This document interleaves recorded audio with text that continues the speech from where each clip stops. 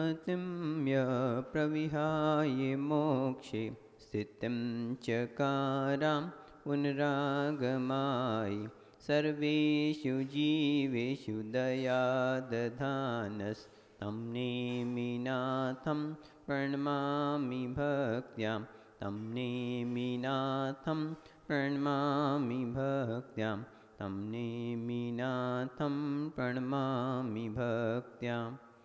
गुरु अर्हद् गुरु सिद्ध गुरुराचार्य पाठिकः गुरु साक्षात् परं साधु तस्मै श्री गुरुवे नमः। तस्मै श्री गुरुवे नमः। तस्मै श्री विराग गुरुवे नमः। नमः श्रीवर्धमानाय निर्धूतकलिलात्मने सालोकानां त्रिलोकानां यद्विद्यादर्पणायते यद्विद्यादर्पणायते यद्विद्यादर्पणायते। यह बोली अनंतानंत सिद्ध परमेश जी भगवान की, यह बोली 2400 तीर्थंकर भगवान की, यह बोली देवादिदेव श्री आदिनाथ भगवान की, यह बोली वासुपूज्य भगवान की, शांतिनाथ भगवान की, मूलनायक नेमिनाथ भगवान की, चिंतामणि पार्श्वनाथ भगवान की, वर्तमान शासन नायक महावीर भगवान की, यह बोली परम पूज्य आचार्य श्री समंत भद्र मुनिराज की, यह बोली वात्सल्य दिवाकर आचार्य श्री विमल सागर जी महामुनिराज की, यह बोली तपस्वी सम्राट आचार्य श्री सनमती सागर जी महामुनिराज की, यह बोलिए परम पूज्य आचार्य श्री 108 विराग सागर जी महामुनिराज की, पट्टाचार्य श्री विशुद्ध सागर जी महामुनिराज की, शमनाचार्य श्री विनिश्चय सागर जी महामुनिराज की, 3 कम 9 कोण मुनिराजों की, द्वादशांगमयी जिनवानी माता की, अहिंसामय विश्व धर्म की।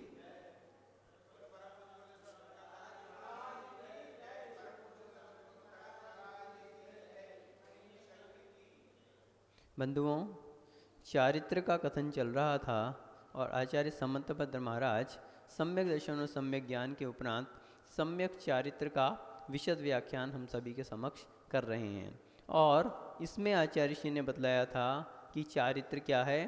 5 पापों से विरक्ति ही चारित्र है। हिंसा, झूठ, चोरी, कुशील, परिग्रह, इन 5 पापों का एक देश त्याग क्या है, विकल चारित्र है, या जिसे अनुव्रत कहा गया है।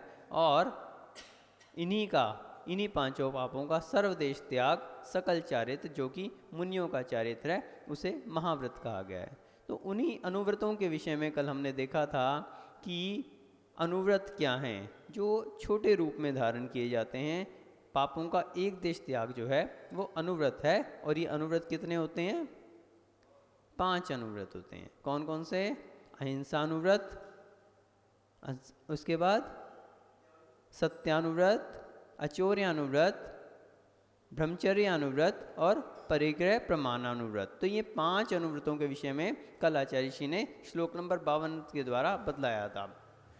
अब आचार्य श्री इन 5 अनुव्रतों का अलग अलग से व्याख्यान करेंगे, जिसमें अब लगातार 2-2 श्लोकों में एक एक अनुव्रत के विषय में आचार्य श्री बतलाएंगे, जिसमें एक में उस अनुव्रत का लक्षण और एक में उसके 5-5 अतिचारों के विषय में आचार्य श्री यहाँ बतलाएंगे। तो आज आचार्य श्री 53 और 54 नंबर श्लोक के माध्यम से 53 नंबर श्लोक के माध्यम से आचार्य श्री अहिंसा अनुव्रत का वर्णन करेंगे और 54 नंबर श्लोक के माध्यम से उसके 5 अतिचारों का वर्णन करेंगे। तो इन युगल श्लोकों को हम आज एक साथ लेंगे। सभी लोग हाथ जोड़ लेंगे। संकल्पात् कृतकारित, संकल्पात् कृतकारित, मन्नाद्योगस्त्रस्य चरसत्वान्, मन्नाद्योगत्रयस्य चरसत्वान्, न हिनस्ति यत्तदाहु, न हिनस्ति यत्तदाहु, शूलवदाद् विरमणं निपुना, शूलवदात् विरमणं निपुना, संकल्पात् कृतकारित मन्नाद्योगत्रयस्य चर्षत्वान् न हिनस्ति यत्तद्दाहो स्थूलवदाद् विरमणं निपुना।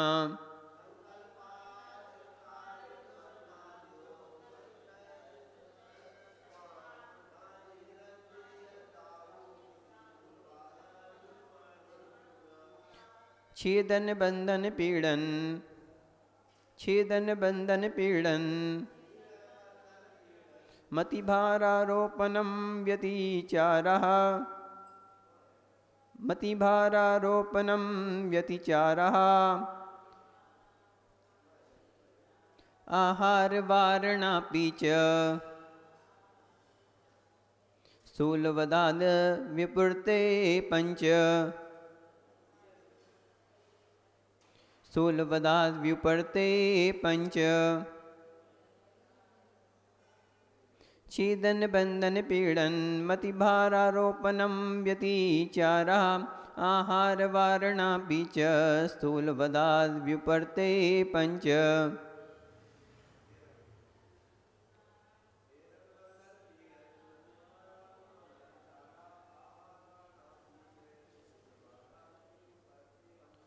So here in shlok number 53 and 54, Acharya Shri Samantabhadra Maharaj in Ratankand Shravakacharya is telling the symptom of Ahinsanuvrat, that is the minor vow of Ahimsa, that is non-violence. And here Acharya Shri in shlok number 53 is telling that Sankalpat Krit Karit.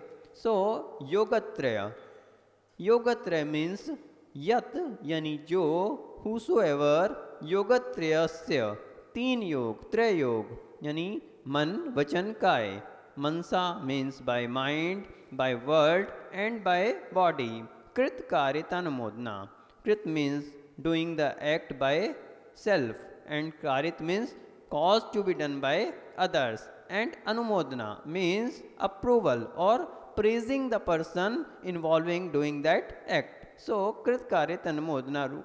संकल्पात means intentionally, त्रस जीवों का यानी चर सत्वान, त्रस जीव, the living creatures having 2 or more senses is called त्रस, that is चर सत्वान. न हिनस्ति means does not kill, तत् उसको, that means to him. Nipunaha means Gandharacharya, means the chief disciples call, Ahu means call, Sthulvadhat, that is gross violence, Viraktaha means abstaining, so abstaining from the Sthulvadhat means the gross violence. And then in shlok number 54, Acharya Shri is telling Chedan bin. Here Acharya Shri is telling the 5 transcriptions, atichar. So Chedan means cutting or boring. Then bandhan means binding. Then third one is Pidan means torturing. Ati bhararopanam means overloading. And then ahar varana picha means restricting the food, restricting giving the food. So these are the 5 transcriptions of Ahinsanuvrat, that is the minor vow of violence. यहाँ पर आचार्य श्री श्लोक number 53 और 54 के माध्यम से अहिंसानुव्रत का लक्षण और उसके अतिचारों का वर्णन कर रहे हैं कि अहिंसानुव्रत क्या है और उसके कौन कौन से अतिचार होते हैं. तो जैसा कि हमने कल देखा था कि अहिंसानुव्रत यानी सबसे महत्वपूर्ण, यदि 5 अनुव्रतों में कोई व्रत है तो वो कौन सा है? अहिंसानुव्रत. आचार्य श्री अमृतचंद महाराज पुरुषार्थ सिद्धि उपाय में अहिंसानुव्रत के ऊपर, अहिंसा के ऊपर बहुत जोर देकर इसके विषय में व्याख्या करते हैं और लगभग 35-40 श्लोकों के माध्यम से आचार्य जी ने मात्र अहिंसा के ऊपर वर्णन किया है. बहुत ही सुंदर व्याख्यान पुरुषार्थ सिद्धि उपाय में आचार्य अमृतचंद महाराज ने अहिंसा के ऊपर किया है. और उसमें एक बात आचार्य ने बहुत सुंदर कही है कि वास्तविकता में जो 5 अनुव्रत हैं वे वास्तविकता में क्या हैं, वे अहिंसा अनुव्रत के ही भाग हैं। मुख्य रूप से तो अहिंसा अनुव्रत ही है, या यूं कहें कि मुख्य पाप यदि कोई है तो वह हिंसा ही है। हिंसा और अहिंसा को लेकर आचार्य ने लगभग 35-40 श्लोकों के माध्यम से पुरुषार्थ सिद्धि उपाय में वर्णन किया, और उसमें सबसे ज़्यादा अगर जोर दिया तो हिंसा के छोड़ने के ऊपर जोर दिया। हिंसा एक ऐसा पाप है जिसमें सभी पाप समाहित होते हैं, जितने भी पाप होते हैं, चाहे चोरी है, चाहे झूठ है, चाहे कुशील है और चाहे परिग्रह है, उनमें भी प्रधानता किसकी रहती है, हिंसा की प्रधानता रहती है। यदि हिंसा का पाप हमारा छूट जाए तो सभी पाप अपने आप छूट जाते हैं। इसलिए आचार्य जी कहते हैं कि हिंसा कभी नहीं करनी चाहिए, और उसका यदि आप पूर्ण रूप से त्याग नहीं कर पा रहे तो कम से कम स्थूल रूप से उसको त्याग करना चाहिए। यदि आप महाव्रत को धारण नहीं कर पा रहे तो कम से कम अनुरूप में, अनुव्रत के रूप में अहिंसा अनुव्रत को अवश्य धारण करना चाहिए। तो अहिंसा अनुव्रत एक ऐसा व्रत है कि जिसमें सभी पापों का समावेश हो जाता है। और कल हमने इसके विषय में देखा था कि हिंसा कितने प्रकार की होती है, 4 प्रकार की मुख्य रूप से हिंसा होती है, जिसमें संकल्पी हिंसा, विरोधी हिंसा, उद्योगी हिंसा और संकल्पी हिंसा, विरोधी हिंसा और आरंभी हिंसा और उद्योगी हिंसा, ये 4 प्रकार की हिंसा होती है। तो इसमें से अहिंसा अनुव्रत में क्या कहा कि आपको कम से कम, यदि आप चारों प्रकार की हिंसा का त्याग नहीं कर पा रहे तो कम से कम संकल्पी हिंसा का त्याग करना चाहिए। कौन सा? संकल्पी हिंसा। संकल्पी हिंसा का क्या अर्थ हुआ? जानबूझकर बिना किसी प्रयोजन के किसी जीव को मारना, वो क्या है?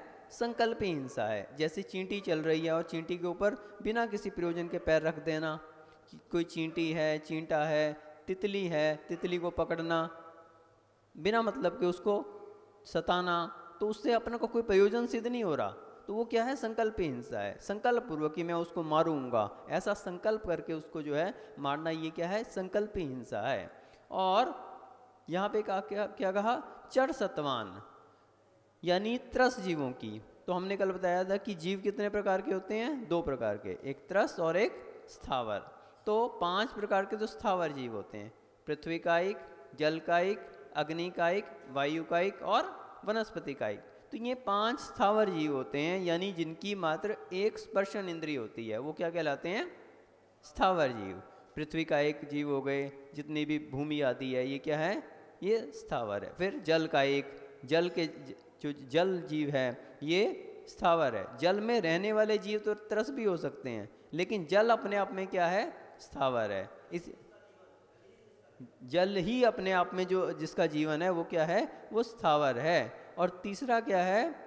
वायु का एक, वायु का एक जो हवा चलती है, पंखे की हवा भी हो सकती है, सामान्य रूप से भी हवा। तो ये हवा क्या है? ये हवा अपने आप में जीव है, अपने आप में, इसको कोई निर्जीव नहीं समझ लेना। जो हवा चलती है ये क्या है? जीव है। कौन सा जीव है? ये स्थावर जीव है। इसमें स्पर्शन नाम का एक ही वो पाया जाता है, इंद्री पाई जाती है। और फिर स्पर्शन रसन, चौथा कौन सा हो गया? जल का, पृथ्वी का एक, जल का एक, अग्नि का एक। जो अग्नि आप जलाते हो, तो अग्नि अपने आप में एक जीव है, स्थावर जीव है। अग्नि, जिसकी अग्नि ही जिसका प्राण है, जिसकी काया है, वो क्या है? अग्नि का एक जीव है। और फिर 5वां वनस्पति का एक। वनस्पति का एक तो आपको दिखता ही है, बहुत सारे पेड़ पौधे होते हैं, जितने सारे, ये सब क्या हैं? जीव हैं। और इसके लिए तो वैज्ञानिकों ने भी सिद्ध कर दिया कि ये जीव हैं। पहले लोग वनस्पति को जीव नहीं मानते थे, लेकिन ऐसी वैज्ञानिक खोजें हुई जिनसे ये सिद्ध हुआ कि वनस्पति क्या है? ये जीव है। बहुत सारे ऐसी मशीनों का आविष्कार हुआ जिनके द्वारा ऐसे प्रयोग हुए जिनसे ये सिद्ध हो गया, विज्ञान भी अब इस बात को मानता है कि वनस्पति में क्या है? जीव है। और जैन विज्ञान तो बहुत पहले से कहता है कि वनस्पति का एक जीव होते हैं, जो स्थावर जीव होते हैं, जिनमें स्पर्शन नाम की इंद्री पाई जाती है। तो इसके लिए उन्होंने बहुत सारे प्रयोग किए कि इनके अंदर भी सेंस होती है, इनके अंदर भी समझने की शक्ति रहती है। जब कोई व्यक्ति कुल्हाड़ी लेके आता है तो उनको दुख होने लगता है, और जब कोई खाद पानी लेके आता है तो ऐसा एक आविष्कार किया कि जिसमें इनकी प्रक्रियाओं को रिकॉर्ड किया गया मशीन के द्वारा। तो उसमें उन्होंने ऐसा सिस्टम बनाया कि एक व्यक्ति जब एक पौधे के पास कुल्हाड़ी लेके जा रहा था तो उस मशीन की क्या हो गई, लाल बत्ती ऑन हो गई, और एक व्यक्ति खाद और पानी लेके जाए तो हरी बत्ती ऑन होगी। तो इससे अंदाज़ा लगाया गया, इससे सिद्ध किया गया कि इनके अंदर भी भावनाएं रहती हैं, वो भी समझते हैं कि हाँ ये हमें मारने के लिए आ रहा है अथवा ये हमारे पोषण के लिए आ रहा है। तो छुई मुई एक पौधा है, तो छुई मुई क्या है, वो जैसे ही कोई उसको छूता है तो क्या होता है, बिल्कुल सुकड़ जाता है वो, तो छुई मुई नाम का पौधा। तो इस तरह से इनके अंदर भी संज्ञाएं पाई जाती हैं पौधों के अंदर, पेड़ों के अंदर। कुछ पेड़ों की जड़ें ऐसी हैं कि उनके अंदर लोभ संज्ञा पाई जाती है। आपको सुनकर हैरानी होगी कि कुछ ऐसे पेड़ हैं, यदि कहीं धन गड़ा हुआ हो तो उनकी जड़ें उस तरफ जाने लगती हैं, धन की तरफ से फैलने लगती हैं, लोभ संज्ञा पाई जाती है। तो आपने देखा ना, बहुत सारे पेड़ होते हैं उनकी जड़ें क्या है, फैलती हैं। तो कहीं अगर धन गड़ा हुआ हो तो जड़ें जो हैं उस तरफ बढ़ती हैं। ये वैज्ञानिक दृष्टि से देखा गया कि पौधों के अंदर भी संज्ञाएं पाई जाती, तो ये भी जीव हैं। लेकिन जो एक गृहस्थ है वो अब त्रस्त जीवों की हिंसा से तो बच सकता है, लेकिन स्थावर जीवों की हिंसा से नहीं बच सकता। क्यों नहीं बच सकता, अब उसको भोजन बनाना है, तो भोजन बनाना है तो उसको कुछ ना कुछ आरंभ आदि करने पड़ेंगे। उसके लिए पानी भी गर्म करना पड़ेगा, तो जल का एक जीवों की हिंसा होगी। कहीं उसके लिए खेती आदि करनी पड़ेगी ताकि वो भोजन के लिए वनस्पति को उगा सके। तो खेती करेगा तो पृथ्वी का एक की भी हिंसा होगी, और वायु का एक जीवों की हिंसा, पंखा आदि चलाता है वो।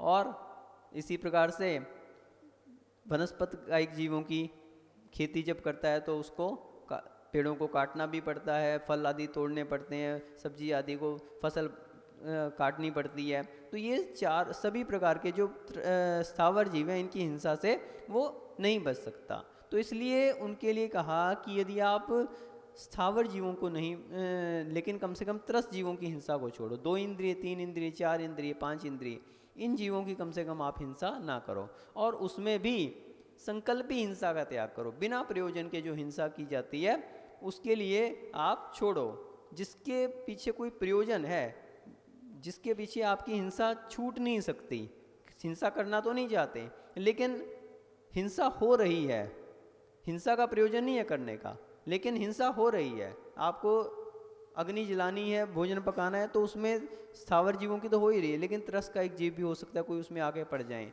अब आपका प्रयोजन वहाँ पर जीवों की हिंसा करने का नहीं है, आपका प्रयोजन क्या है, भोजन बनाने का है। आप व्यापार करते हैं तो व्यापार में आपको बहुत प्रकार का सामान लाना रखना पड़ता है, तो उसमें बहुत सारे जीवों का लाने में रखने में हिंसा हो जाती है। तो आपका प्रयोजन जीवों की हिंसा करने का नहीं है लेकिन क्या है, व्यापार करने का है।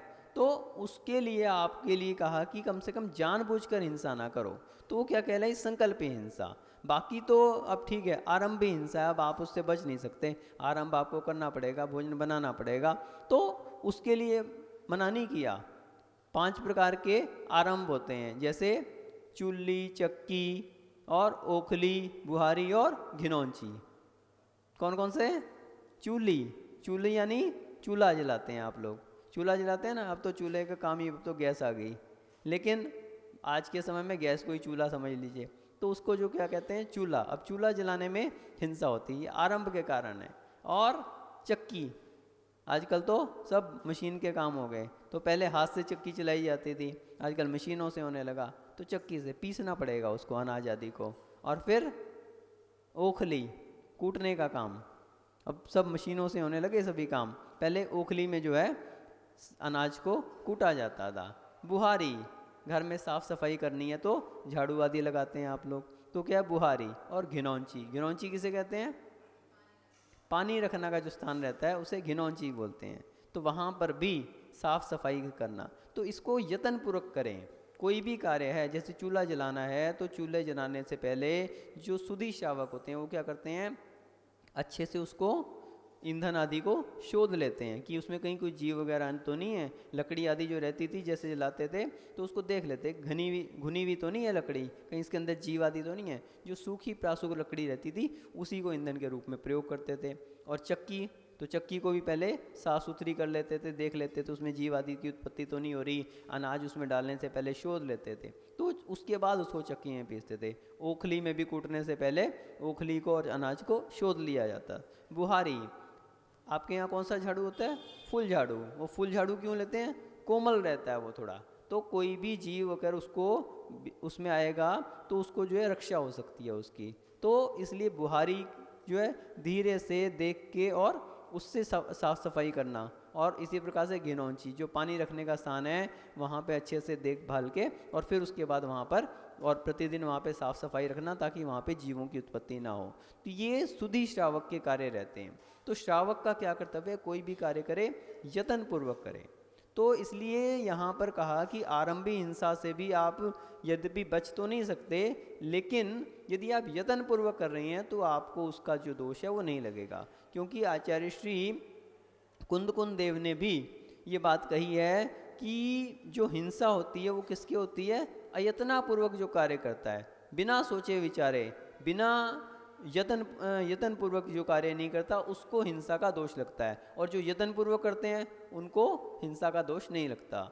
जीव चाहे जिए अथवा मरे, उसके लिए यदि यत्न पूर्वक वो कार्य कर रहा है, अपनी सावधानी बरत रहा है, तो उसके लिए हिंसा का दोष नहीं लगता। जैसे मुनि महाराज भी हैं, वो इरिया समिति का पालन करके चलते हैं, नीचे देख के 4 हाथ जमीन देख के चल रहे हैं, तो अब उनके लिए हिंसा का दोष नहीं लगेगा। अगर अचानक कोई जीव उचट कर उनके पैर के नीचे आ जाए और दब जाए तो उनको हिंसा का दोष नहीं लगेगा। जीव भले ही मर गया, लेकिन उनको दोष क्यों नहीं लग रहा? क्योंकि वो अपनी समिति में सावधान हैं, इरिया समिति से चल रहे हैं, देख के चल रहे हैं। अथवा किन्हीं के लिए नज़र कमज़ोर थी, सूक्ष्म जीव कोई आ गया और वो नहीं देख पाए, तो उन्होंने अपना प्रयास किया।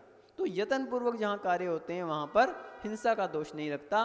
तो इसलिए श्रावक को भी चाहिए कि कोई भी कार्य करे, कैसे करे? यत्न पूर्वक। तो आरंभ हिंसा का बताया। इसी प्रकार से उद्योगी हिंसा। अब उद्योग है, पहली बात तो ये कि हमारे यहाँ बताया कि जो ऐसे उद्योग हैं जिनमें बहुत सारी हिंसा होती है, ऐसे उद्योगों को नहीं करना चाहिए।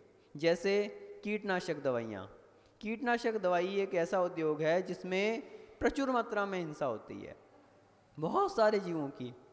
एक बार ऐसा प्रसंग आया कि सिंघाड़े की खेती में आचार्य श्री ने देखा कि जब श्यासगिरी में आचार्य श्री थे तो वहाँ पे लोग सिंघाड़े उगाते थे बाहर सामने की तरफ, और वहाँ पे सिंघाड़े में क्योंकि उनके पास दवाइयाँ वगैरह ऐसी नहीं रहती थी, तो उगाने वाले क्या करते थे, खेत के बीच में चले जाते थे और जीवों को रोज हाथ से मार मार के ख़त्म कर करके जो है उनको प्रतिदिन बहुत सारे जीवों को ख़त्म करते थे। तो एक बार कोई किसान जो है सिंघाड़े की फसल लेके आचार्य श्री के पास आया कि हमारी पहली फसल है, तो वो आशीर्वाद लेने टाइप आया।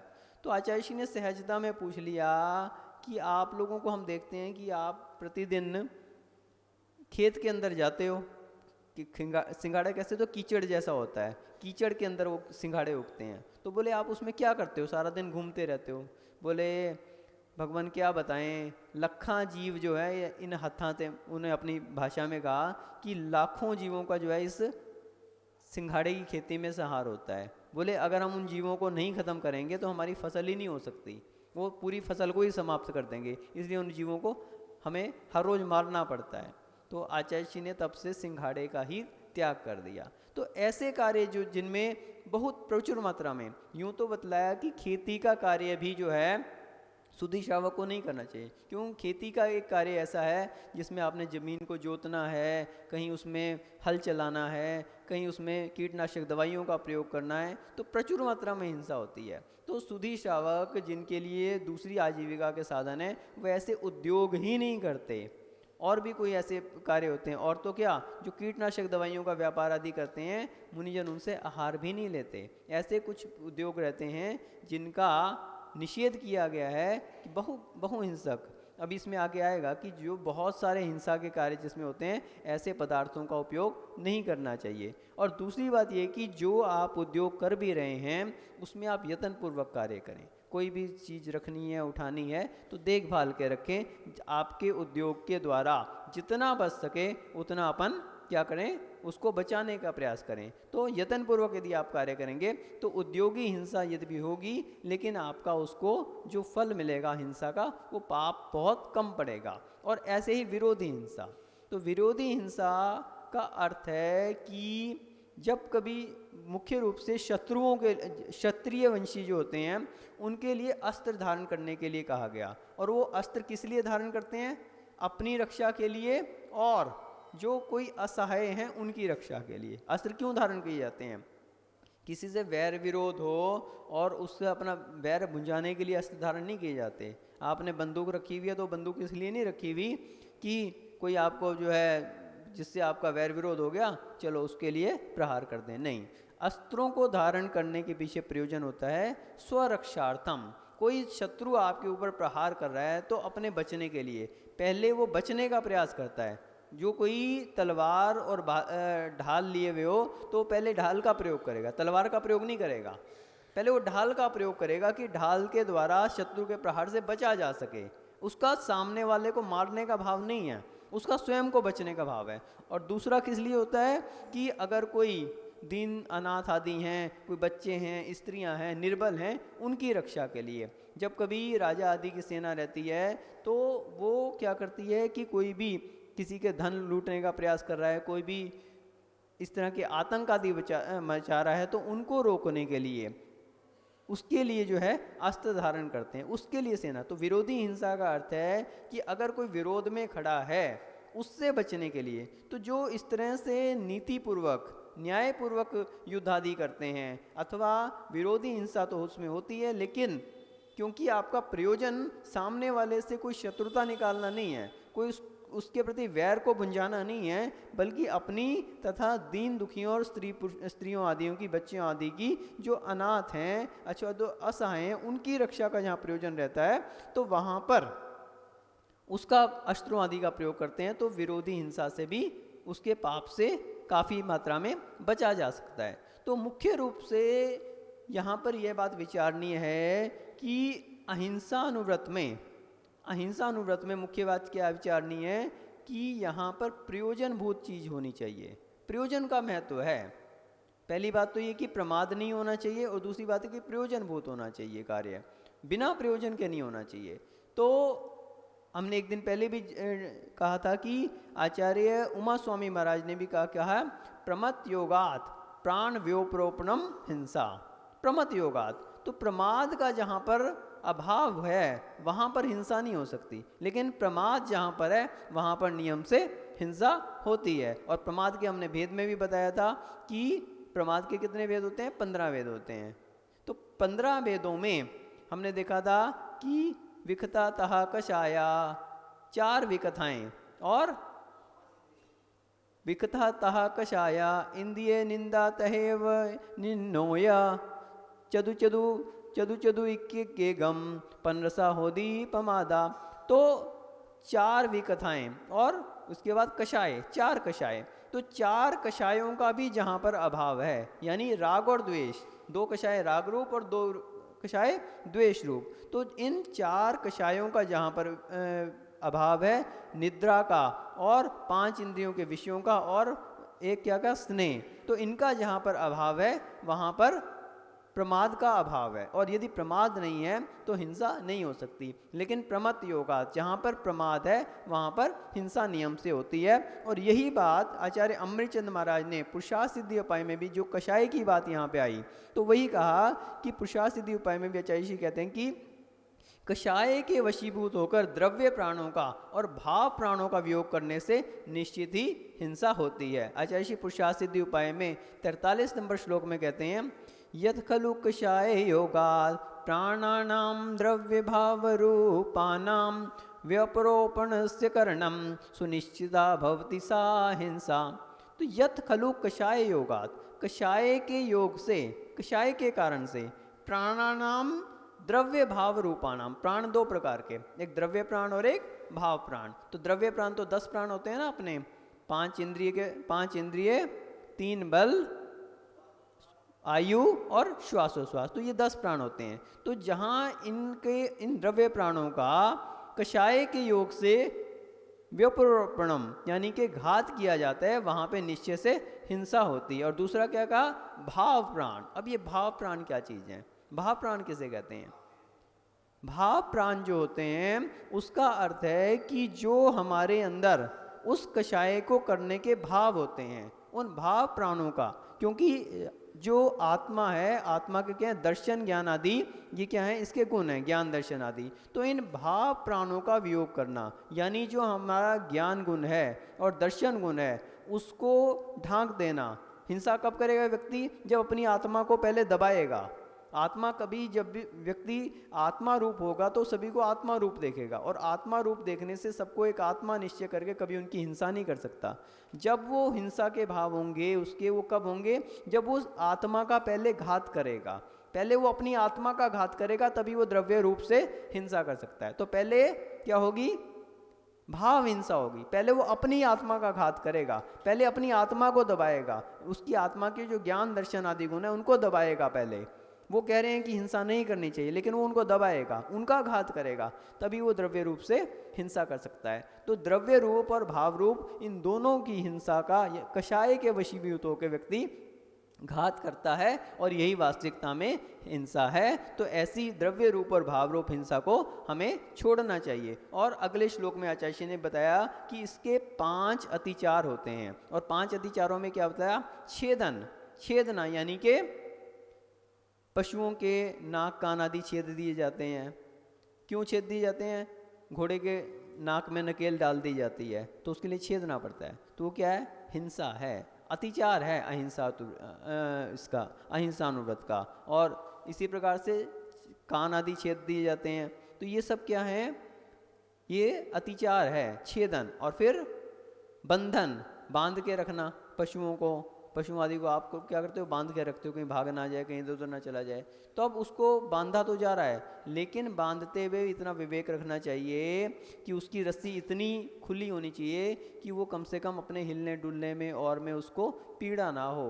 कई लोग कुत्ता वगैरह को भी बांधते हैं तो एक पट्टा लगा दिया जाता है ताकि उसकी जंजीर से उसको दिक्कत ना हो। तो ये विवेक रखना जरूरी है। बांधना तो पड़ेगा, नहीं तो वो कुछ भी उत्पाद मचा सकता है, लेकिन उसके अतिचारों में कहा कि उसमें भी विवेक रखना चाहिए। और फिर तीसरा क्या बताया? छेदन, बंधन, पीड़न, पीटना, उसको कष्ट देना। तो बिना मतलब के कष्ट देना। कई लोग बिना मतलब के चाबुक उठाया और घोड़े को मारते जा रहे हैं, हाथी पे अंकुश लगा रहे हैं। जब वो अनियंत्रित हो उस मौके पे अंकुश लगाना एक अलग बात है, और बिना मतलब के उसको मारते पीटते रहना वो क्या है? वो बहुत बड़ी हिंसा हो जाती है। और फिर क्या कहा? अति भारारोपण, जितनी उसकी कैपेसिटी है उतना ही उसके ऊपर भार लो दो, और उससे ज़्यादा लो दोगे तो क्या होगा? उसको परेशानी होगी चलने में। और फिर क्या करोगे? आप उसको और मारोगे। चल भैया, वो चलने लायक नहीं है लेकिन आप उसको मार रहे हो। आजकल सरकार भी जो है आपके वाहन के ऊपर क्या रहती है? एक उसकी कैपेसिटी रहती है कि इतना ही आप उसमें वाहन में भी सामान लोड कर सकते हो। तो सरकार भी उसको रिस्ट्रिक्ट करती है।